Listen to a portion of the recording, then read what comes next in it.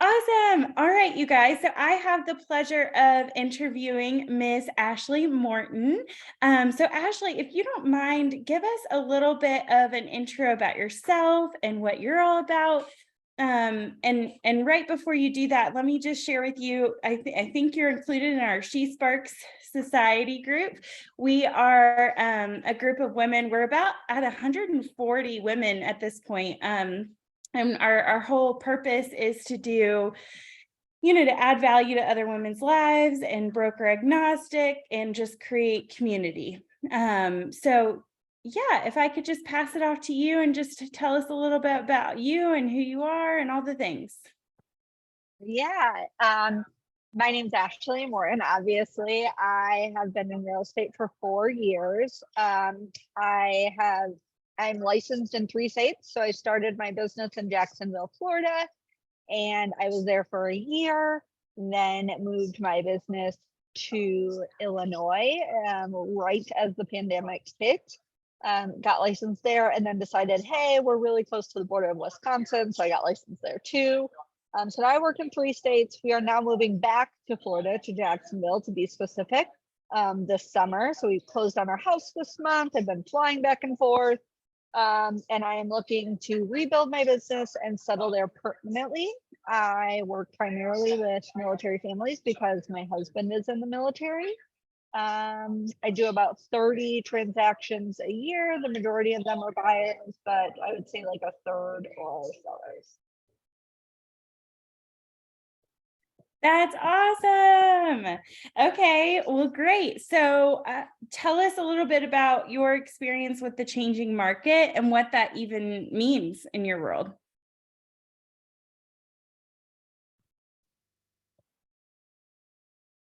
Uh-oh, can you not hear me?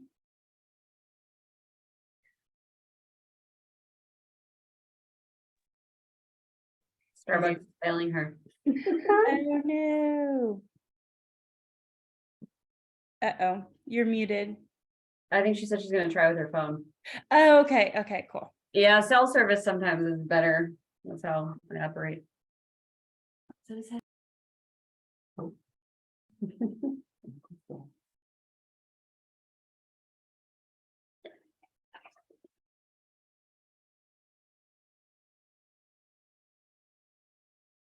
You're still muted, Ashley.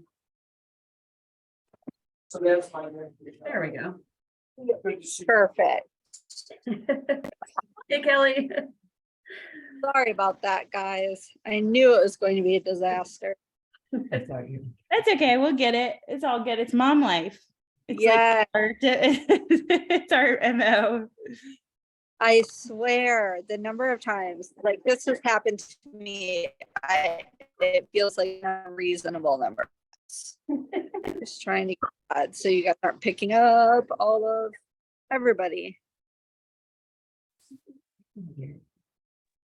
Okay, my distraction's gone too, so this works out perfectly. Bye, Kelly. Okay, so did you hear my question, Ashley? Okay, perfect. So the question is, tell us about what you've experienced in a changing market and what that even means to the realtors that may not know what that looks like. More common than you think. Sorry, can you repeat just the last part? And Yeah. what means? What a changing market even means to realtors that may not know what that means. Sure. Just to make sure I am answering the question, do you mean changing market as in changing markets or the shift? The shift and changing market, Okay. I feel like they kind of go hand in hand. All went hand in hand. Yeah. Okay. So let's start with the definition of like changing market and the shift, because if you weren't working prior to like mid 2020, you probably don't really know what real estate was like.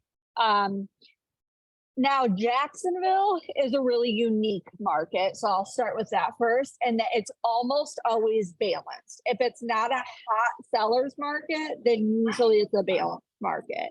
And the reason for that is we just have so many large industries between 3 Navy bases and Amazon hub, IKEA hubs, like a lot of health care industries.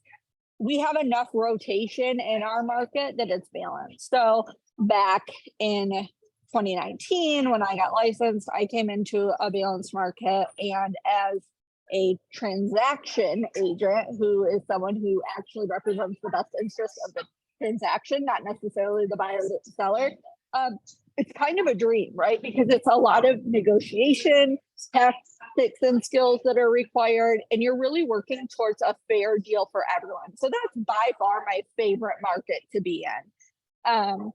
And then, so I went from that to Chicago, and it was the first time I'd ever restarted my business. Absolutely terrifying. Like, so terrifying that I didn't buy a house, which I am kicking myself for. We just stayed in military housing to play it safe, because I was like, this COVID thing is happening. Who knows what's going to happen with the world? I've never restarted my business again. This is going to be a disaster, because I have anxiety, and that's what my anxiety tells me. And then lo and behold, it took me 6 months to get reestablished, kind of find my footing, build up a reputation within the military community and in my local moms groups as a valuable resource and not just a realtor. And from there, I was able to do about 20 deals in the last 6 months of the year. And really just my business kind of took off. But building trust was, and still is, the biggest component of making a transition in any market, whether you are moving markets or whether the market is shifting. Because if you have trust and you position yourself as an industry expert and an authority in your market, then people will follow you no matter what is happening.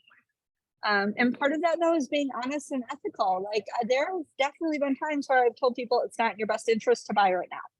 There's been times where I've had sellers who could have made sellers facing foreclosure. I'm actually helping one right now who could make a killing selling in the market, but ultimately her best interest is keeping her house. So I'm advocating for her with her lender right now.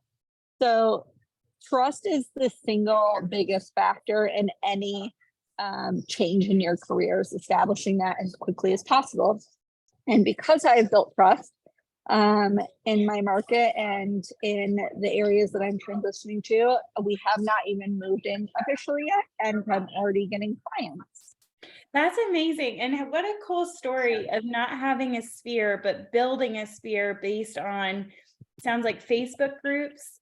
It also sounds like the military community. So tell us a little bit about those. I'm going off script a little bit here, but tell us a little bit about starting that and how to really feed into the not having a sphere, but making them your sphere. Yeah, so I definitely started in Facebook groups, and the very first thing that I did in Facebook groups was got people together in real life. So taking them from off the group and into girls' nights out, brunch dates, one-on-one coffee, just meeting as many different people as I could. And then what that did is it allowed people to recommend me to friends and family and other people in the group without ever having worked with me, because they just liked me. And you don't need people to have done business with you to refer you. You just need them to like you and trust you. And my rule for these, a lot of people are like, one of my favorite things to do is coffee and donuts in the park. I bring the donuts, they bring their own coffee. We meet up at a local park, our kids get to play and moms get to chat, and it's very low cost for them. They can bring coffee right from home. So it appeals to everyone. And one of the questions that I get a lot is like, so what does that event look like? Because a lot of people think that I'm terming this event like, come talk with a real estate agent or come learn about home buying. And I will tell you right away, that is the fastest way to make sure that no one shows up. They will run the opposite direction. Work comes up naturally in conversation, especially the first time you're meeting someone. And so they will ask you what you do. Do not make this about you and your business. Make it about them. Make it about moms connecting, getting little mental breaks, having the kids run around outside and burn off some energy. Work will come up every single time, I promise you. And the less salesy you are, the more that they want to know about you. So once I got enough people in my personal friends group, or on my personal page. Then I created my Facebook group, and then they were kind of like my ambassadors. And so we grew and grew this group. Over 3 years, we went from nothing to 1,800 members in my local community. And now I run that group. I am known as the go-to resource for all things, not only real estate, but moving to an area and being new. And so that's just really kind of helped my brand and allowed new people to find me without, I'm not saying this to brag, but I go into listing appointments having already won. I'm already hired. I just have to seal the deal. They're not interviewing anyone else because they've already seen me be the resource and build my reputation. They've already seen someone else new come into the group and ask about real estate, and 50 people put my name, and I don't have to do anything anymore. Now, what I do have to do is keep loving on my people. I do have to stay consistent and being a resource, and I do have to continue doing those offline activities to keep it authentic. I love that. So good. So it really, and I relate to you a lot because that's how I've built my business. And it's so true that you cannot be a secret agent, and you have to get in front of people, and it does not have to be about your business, because it comes up naturally. Even if you get together with friends, like let's say you lived in a place for a long time, you get together with friends, like then they're still going to ask you, how's work going? Tell us about the market, what's happening, right? Always. I love that. So within your Facebook group, do you allow any other realtors in that group? Yeah, I do. I don't know that I'll do that when I move again. But I do in this one. I want other, especially my military group, I want other military spouses to succeed. And I want them, it means so much as a military spouse when you can have 2 incomes. And there's enough work to go around. I cannot take everyone. I would go crazy and I would never be present for my kids. So get after it. I am confident in my space, and that I will always have enough people to refer to me. That's and the only reason I think that I won't in the next one is sometimes people take it for granted and get a little shady. And if I'm going to be somewhere long term, I think in the beginning, at least, I'm not going to do that. That's awesome. So how long will you stay? You're in Chicago right now. Mm-hmm. How long will you stay in that market? Not very long. The reason being is that I am going to be a solo parent for the next year. My husband actually has to stay behind. And I just know myself well enough to know that I can't do both things well. And I'm already getting enough business here that we can sustain. We keep a low debt lifestyle. So I'm not worried about the transition. I think max will be 6 months. Because when I transitioned from Florida to Chicago last time, 6 months was about the point that I went crazy and was like, I'm done, I can't anymore. So I have a showing assistant in place. I'm letting my past VIP clients know this month that we're moving, and that I have systems in place to still work with them if they'd like to. And then I'm just going to start slowly declining clients and referring them out. Okay, that's great. Let's see. So, Corey, can I ask a quick question about that? Yeah. Sorry, my phone. I'm like using my data on my phone, so I'm having Wi-Fi trauma, and I'm sorry. It's okay. I'm really interested in what you said about that, and I just wanted to ask a quick follow-up question before we change topics. So, have you ever considered, since you have such a strong business where you are now, have you ever considered like basically creating a team where you are now and having like a team kind of run in that market where you do not have to be physically present? Yeah, I have definitely considered that. Ultimately, I just don't want to. Yeah.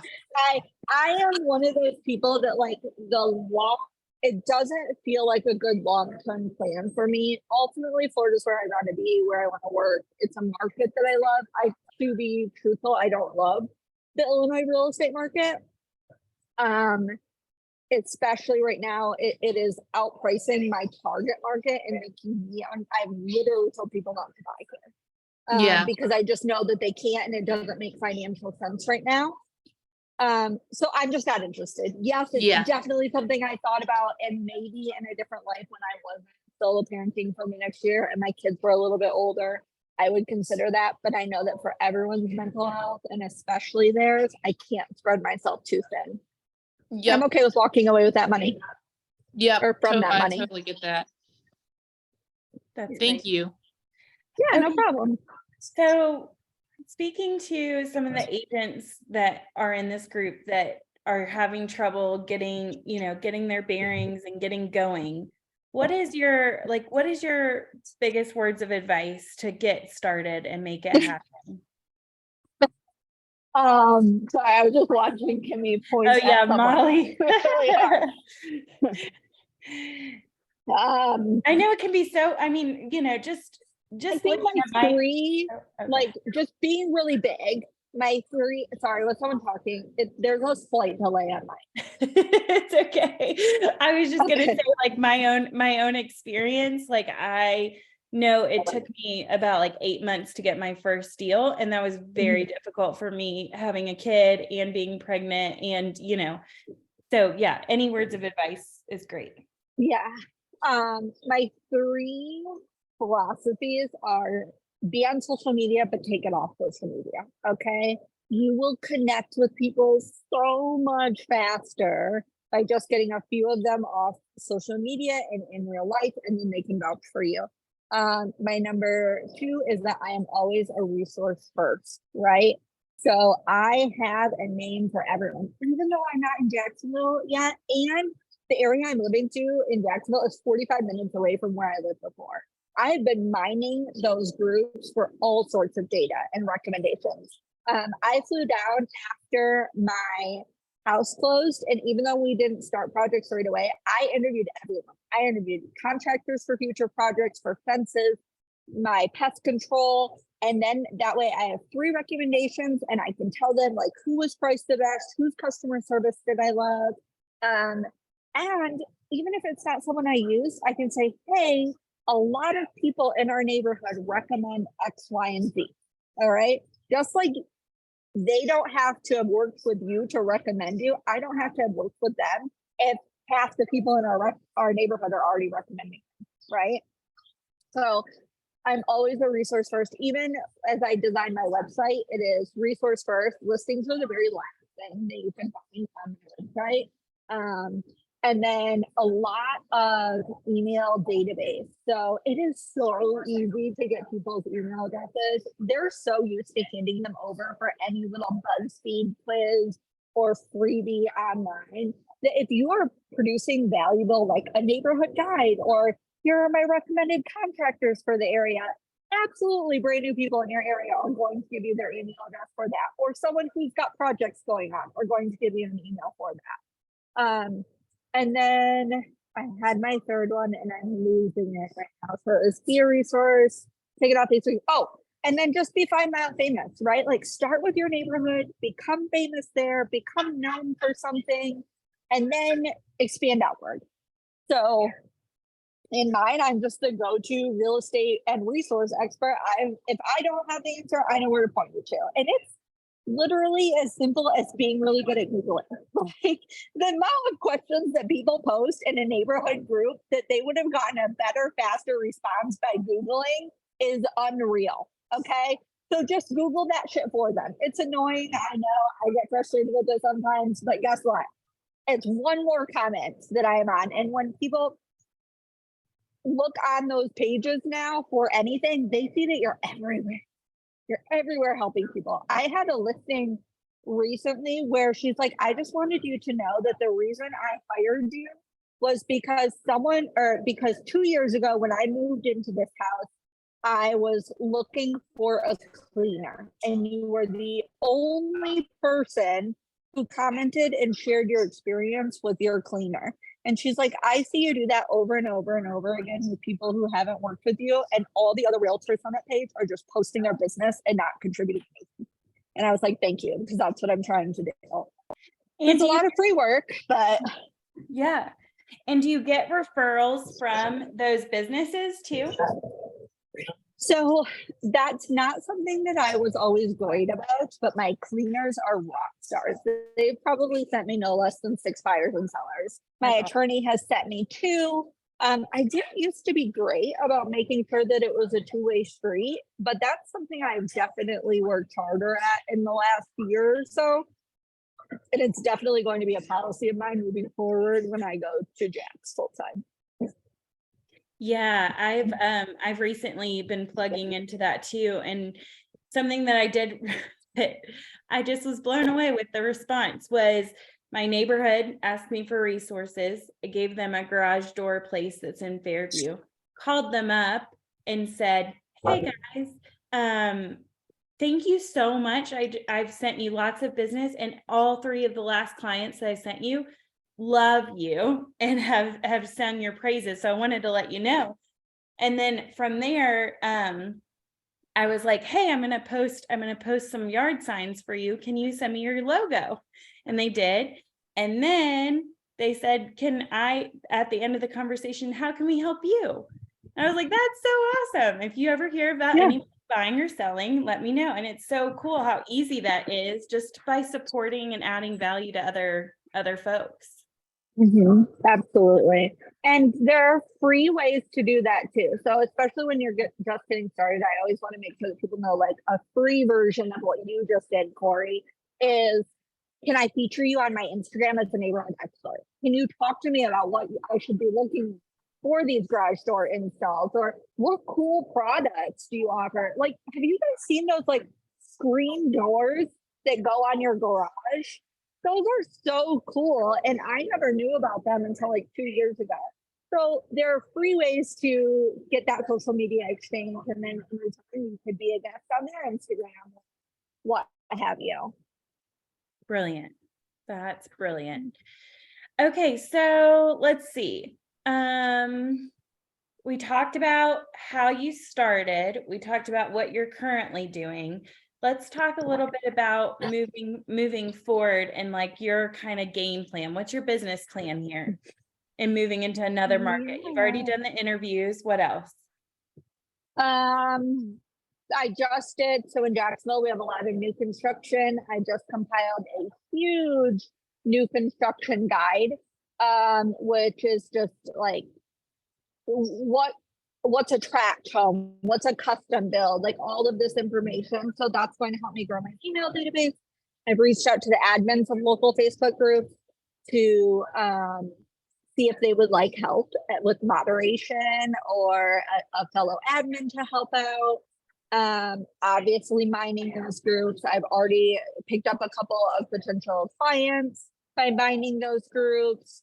Oh my God, one of my favorite secret ninja things too, and this is kind of a pain in the butt and it takes time, but like look up, go in those groups and Google like fence contractor recommendations, because you can only put a fence up if you own a house. So you can bet that those are people I'm sending friend requests to. You own a house, let's be friends on Facebook. I just moved to the neighborhood. How can we link up?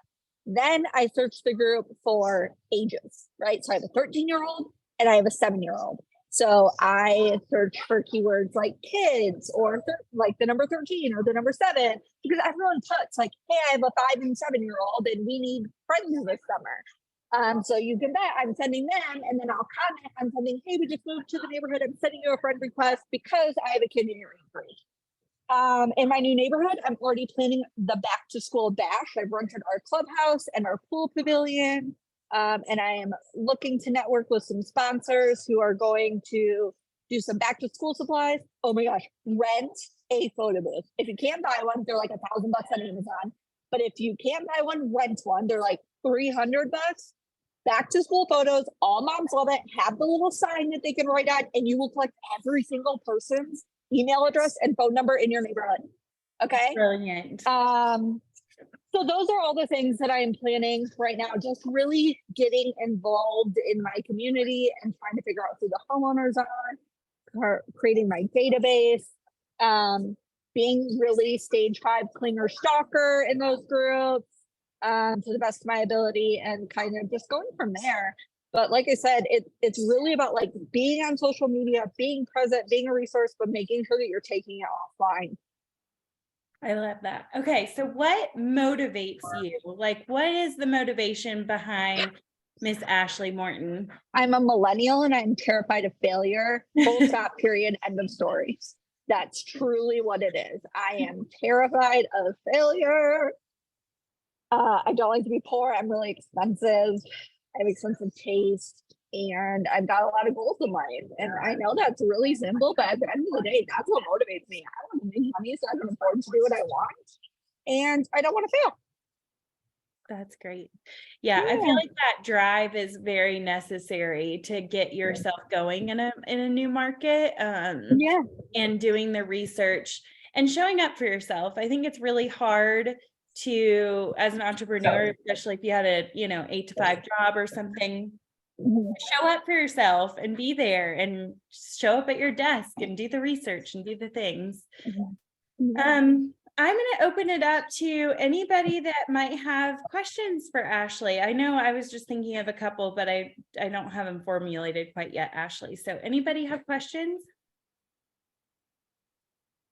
It's so impressive that you picked up 30 clients in 6 months time. That's just insane.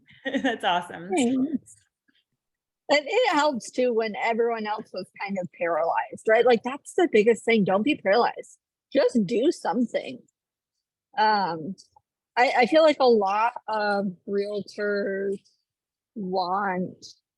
they use social media as the easy way out. If I just post here and in these groups, people will eventually hire me. And it's just not enough because too many other people are. You have to just do something. There's always a free version of something.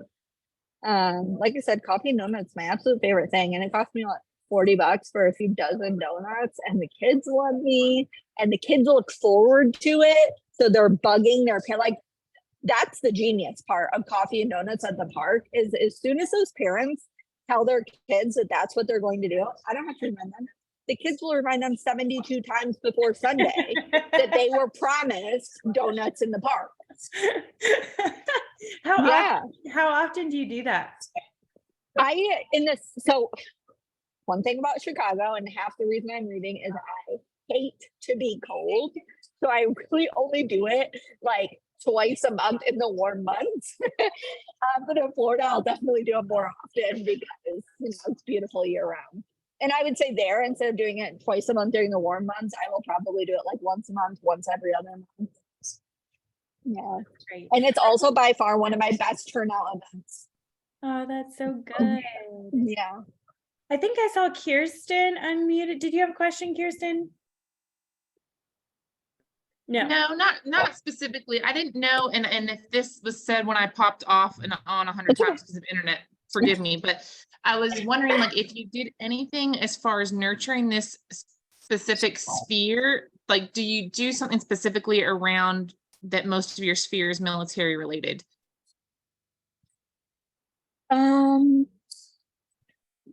Yes, in that I just know what military families need. So I will say the one caveat to this is that if you are not a military person, and I saw another question come through in the chat and it's going to address that as well. There's no really breaking into that sphere. It's very hard. We as military families make it difficult because it is so easy to take advantage of military families and the position that they're in that we really only keep it in our circle. So that's not to say I don't have competition because every military spouse and their sister is a realtor, but I wouldn't necessarily focus on trying to break into that niche market because it's so hard, but instead use those same tools for your niche. While I do have the whole military spouse thing working for me, and also a mom and a working mom, I'm a doodle owner, and those are other ways that I connect to military families, because even in the spouse community, like I said, everyone else in a realtor or everyone else in our sister is a realtor. So it's not just enough for me to be a military spouse. I do need to connect with them on other levels. One of the things that I recommend is you need to find identifying and connecting characteristics and hobbies about yourself that are going to engage your audience. Like everyone knows that I am obsessed with my dog and he's super cute. So I have a lot of people who connect with me about being a dog owner. I also have kind of an exotic cat and people love that. I'm a mom. We connect over motherhood things. I'm also a very like an oversharer because I don't really have boundaries with myself. I will tell people anything.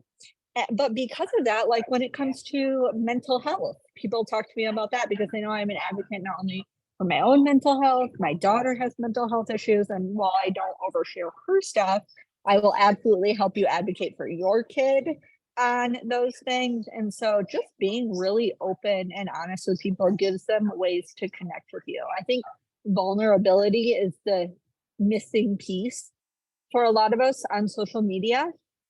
But authentic vulnerability. Like sometimes people get on and they're like crying, and I'm just like, that's not it, friends. But you know, we can all say that we had to do a meeting at Starbucks while also our kid was sitting next door getting their orthodontist stuff done. And oh my gosh, what a day, right? That stuff everyone can relate to. Or my therapist says that I need to stop online shopping after every appointment because that's not healthy. Or like, for instance, my very first therapy appointment in my life was how I wound up buying a dog. Like 2 hours later, I bought this dog. This very expensive dog, by the way. And so that's just stuff that like is vulnerable. People are like, yeah, she's human. She's in therapy. She's got anxiety. She's kind of a mess, but also a rock star. And it just works for her. So good. Yeah, you're welcome. Oversharing. Ashley, warned you. my name's actually Molly. It's not Kimmy, but I appreciate that so much. I feel your energy, and it's very akin to mine, and I love that. I mean, it you know, for some people, they I guess it yeah, and maybe this isn't you, but you know, I had a very antebellum Southern Belle mom who was always kind of trying to rein me in. I was a little too much.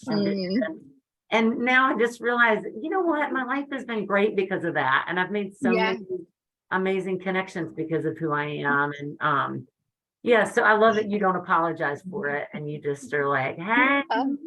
Yeah, I just am who I am. I'm a little too much and a little too loud for some people and just right for others. That's right for me. So yeah, I love it. That's okay. Yeah. Any other questions for Miss Ashley? Can you help me get a short-term rental in Jacksonville, Florida, specifically by the beaches? Oh, no. Do you know why? They No. prohibit it. No. Jacksonville is not a short-term rental friendly state in the beach areas. So San Marco. I would love to. San Marco for sure. Oh my gosh, San Marco's great. San Marco, Hang on, I'm Riverside, texting my phone 5 number. Points. That is the cutest little hipster area, and you're not very far from the Jags Stadium. So yeah, that area for sure, but no, not the beaches. See, that's part of the honesty thing, right? Like I could have been like, oh sure, I'll help you out, and then do the Zillow bait and switch where I was like, just kidding. Now that we signed that buyer agreement, you can't actually buy there, but I'll help you buy somewhere else. You know, like No, I used people. That's great. We used to have a house in San Marco, and when we lived in Jacksonville for like 2 years, and I kick myself for selling that home. Like every day I see it and it's like, why did we sell? I just want it back, that house. I used to have, there was one over by 32225, like McCormick, Durban, Atlantic area. Not quite the beaches, but as close as you can get with an Airbnb. And oh my God, I shouldn't have. I should have just held on to it. Yep. Same. And we It's used a to be sore in love subject too. in my life. Oh, Yeah, same. It's like, why did I sell? We didn't have to. Like, yeah. Now you guys can use that sore spot in your life to help another client. Yes. Me. Yeah, Please help me. absolutely. Um, Absolutely. I did think of a question for Sure. you, Ashley, before we leave. Are you doing anything to like update yourself on zoning and local updates and like that kind of value add stuff? Yeah, I will say that I'm not doing that right this minute. It is in my game plan. Just because, like I said, we're moving ourselves. I'm still working here more than full time. There's only so much that I can put on my plate here. But my plan when we move there is to definitely get involved with Chamber of Commerce and business owners. I really want to connect with food truck owners. That's such a great way to become super popular in your neighborhood. It's by arranging for them to come, standing outside that with some coupons, sign up, and here's a 10% off. There's so many ways to network with fellow businesses, including them in my resource guide. But you can't be secretive about it. One of the keys with a resource guide is that they need to know that they're in it. They need to know that you're sending people their way. It's great if they can offer you something like, hey, I'm putting together this resource guide. Is there any way you could offer just the residents of my neighborhood even? Like if they can't handle big scale, some small businesses can't, can they just do it for VIPs or for 50 people or whatever it is? And then use that to be like, hey, I've got 50 coupons. Give me your email. I'll send it over. Send me your address. We got to make sure that you're in the neighborhood. Now you have their phone or their email and their mailing address. Send them a home equity report. Like, there are so many things where my advice is get curious, right? Okay, I have this thing. I have this connection. I have this coupon. How can I make it bigger? How can I milk this for all that it is worth? Right? How can I connect with this business, but also get information? How can I make sure that it's only going to homeowners who might have business with me or for me in the future? FYI, super secret ninja move is that I don't ever have anything on a first come, first serve basis. I will cherry pick all day long. Who's most active in my community? How can I say thank you for being an engaged member of our Facebook group? Or, hey, I saw that you and your kids were out picking up trash. Whoever that was, can you message me because I have something for you? Right? Like create connections with people who are involved in the community, not Joe Schmo who's only showing up to get the freebie. You're not going to get as much out of that relationship.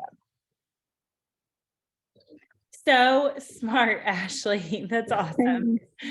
So good. Well, thank you for this time. Can anybody think of any other questions? Ashley, stay in touch because I know, we always have people going in Florida and Chicago. So you can help us connect with some good agents too. That would be great. Absolutely. I'm excited to be a part of the Facebook group now, and I will definitely be involved. And you guys can find me on social media or something. I don't know.